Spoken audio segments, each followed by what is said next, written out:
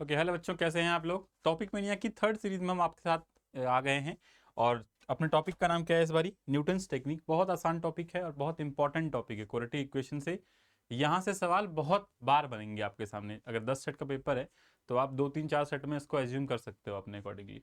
तो आप देखते हैं कि ये होता क्या है, कैसे इसको हम सोच सकते हैं। देखिए होता क्या है, बेसिकली तुम्हारे पास कोई भी क्वाड्रेटिक इक्वेशन अगर है ax² + bx + c = 0 और हमें यहाँ पे दो रूट्स इसके पता होते हैं, अल्फा और बीटा। तो हमें कोई भी पोलिनोमियल अगर n डिग्री का गिवन हो अल्फा और बीटा में, अल्फा और बीटा में हमें कोई भी पोलिनोमियल गिवन हो जो कि k1 k2 के साथ हो सकती है, जहां पे k1 k2 कोई भी रियल नंबर हो जाए, हमें कोई दिक्कत है नहीं। लेकिन n के पास कंडीशन है कि n एक नेचुरल नंबर, क्योंकि हमने पहले ही देखा है ना कि पोलिनोमियल, मैंने इसलिए बोला पोलिनोमियल का मतलब क्या होता है कि n must be a whole number और नेचुरल नंबर। ठीक है, तो यहाँ पे कहानी क्या बनेगी कि Pn will be equal to, अगर आपके सामने k1 alpha n plus k2 beta n है तो एक रिलेशन न्यूटन साहब ने ऑब्जर्व करा कि एक रिलेशन हमेशा इसमें वैलिड रहता है। वो है क्या कि भैया कोफिशिएंट a को a लिख दो, यहाँ Pn था ना तो Pn लिखो, x की पावर 2 है तो n+2 हो जाएगा, फिर प्लस b टाइम्स Pn लिखो, x की पावर 1 है ना तो +1 हो जाएगा, और c टाइम्स Pn लिखो, x की पावर कुछ नहीं है यहाँ पे तो यहाँ कुछ नहीं होगा और इक्वल्स टू 0। तो ये रिलेशन भी आपका ऑलवेज वैलिड रहेगा। जैसे कि मान लो हमने बोला कि हमारे पास सपोज एक इक्वेशन है 2x² - 3x + 4 = 0 और आपको मैंने एक Pn दे रखा है alpha n minus beta n। तो माइनस है, कोई दिक्कत थोड़ी, k2 कोई भी रियल नंबर है, माइनस हो जाए कोई दिक्कत थोड़ी है। तो यहां से आप क्या बोल सकते हो कि भैया डबल ऑफ Pn और स्क्वायर है तो +2 -3 टाइम्स Pn, x की पावर 1 है तो +1 प्लस 4 टाइम्स Pn = 0।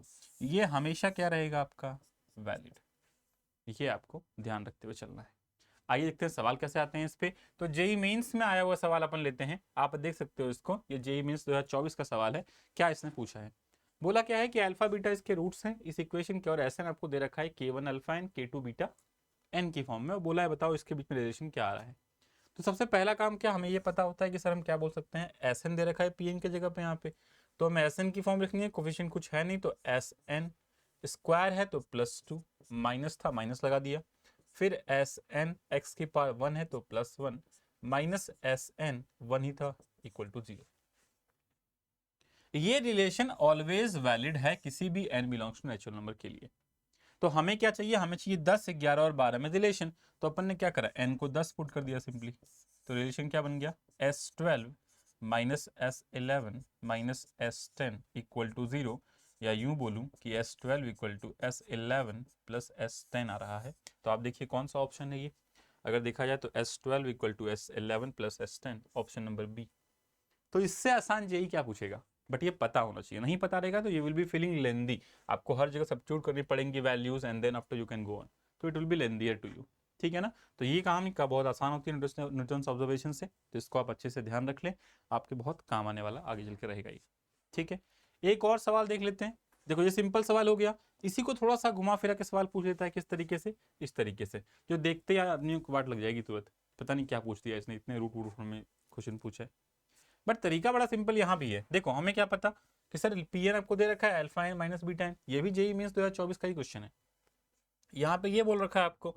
तो भाई हमें क्या पता, हमें ये पता कि हम बोलेंगे सिंपली क्या, x² है, यहाँ Pn था तो Pn+2 हो गया पहले, फिर -√2 टाइम्स Pn और x की पावर 1 तो +1 हो गया, -√3 Pn हो गया = 0। रिलेशन मिल गया। हमें क्या क्या चाहिए, देखो अगर यहाँ पे ध्यान से जो ऑप्शन तुम्हारे पास है 10, 11, 12 और 9 की फॉर्म में क्वेश्चन पूछा है, मतलब हमें 9, 10, 11, क्योंकि तीन के रिलेशन आ सकता है, और 10, 11, 12 दो रिलेशन यूज करने हैं। तो एक बार हम n को 9 पुट करेंगे तो रिलेशन क्या मिलेगा, रिलेशन मिलेगा P11 -√2 P10 -√3 P9 = 0।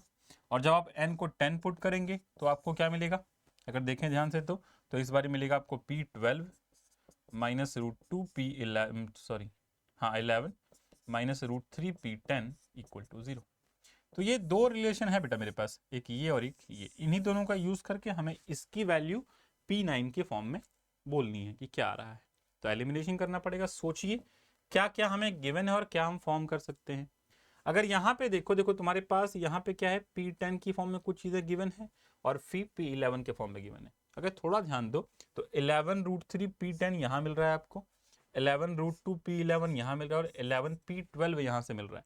तो ऐसा करें कि अपन 11 को कॉमन निकाल लें पहले, यहाँ से हो जाएगा √3 P10, है कि नहीं। फिर देखो यहाँ से क्या हो जाएगा, √2 P11, 11 के साथ अगर लेते हैं तो, और फाइनली यहाँ से कितना हो जाएगा -P12, ये टर्म बनेगा तुम्हारे पास।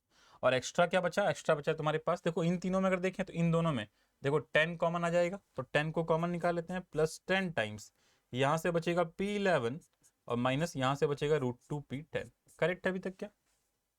अच्छा, क्या इसकी वैल्यू हमें पता है क्या, √3 P10 सो ऑन। देखो जरा ध्यान से यहाँ पे, तो √3 P10 अगर मैं माइनस कॉमन निकाल लूँ तो ये क्या बनेगा, ये बन जाएगा माइनस, ये बन जाएगा प्लस, ये बन जाएगा प्लस, उधर तो जीरो ही रहेगा।